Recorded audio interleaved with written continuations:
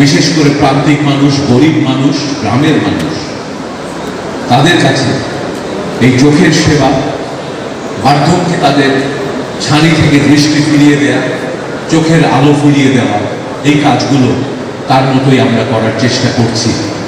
তাই আমি মনে করি আজকের বাংলাদেশে প্রফেসর রবিউল হোসেনের মতন একজন দেশপ্রেমিক, একজন প্রতিষ্ঠান গড়ে তোলা মানুষ বড় বেশি প্রয়োজন, এবং আগামী প্রজন্মের তরুণ তরুণীদের জন্য তিনি একটি আদর্শ হয়ে থাকতে পারেন, যে একজন মানুষ তার জীবনের চেষ্টায় কি গড়ে রেখে যেতে পারেন, কি করে রেখে যেতে পারেন, এবং একজন মানুষের স্বপ্ন এবং পরিশ্রম একটি জনগোষ্ঠীকে কতভাবে কত দূর এগিয়ে দিতে পারে।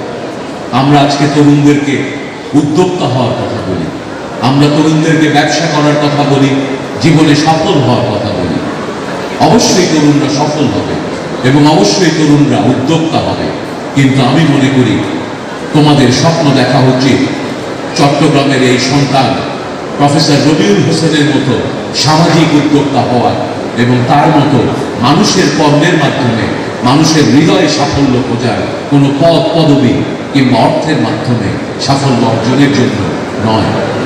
চট্টগ্রামে যে বাংলাদেশ চক্ষু হাসপাতাল তিনি করলেন, সেটার মাধ্যমে হাজার হাজার, শুধু নয় লক্ষ লক্ষ, কে জানে কোটি মানুষও বলা যাবে কিনা, তারা চিকিৎসা সেবা পেয়েছে, চক্ষু চিকিৎসা সেবা।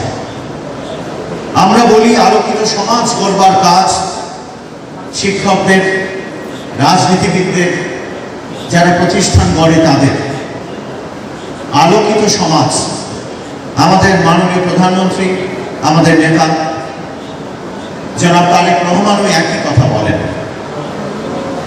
আমরা যে আলোকিত সমাজের কথা বলি, সেখানে ডক্টর রবিউল হোসেন মানুষের দৃষ্টি, মানুষের চোখে আলো ফিরিয়ে দেয়া, অথবা কোনো অসুবিধা হলে সেটাকে সেভাবে রক্ষা করা, সেই কাজটি তিনি করেছেন।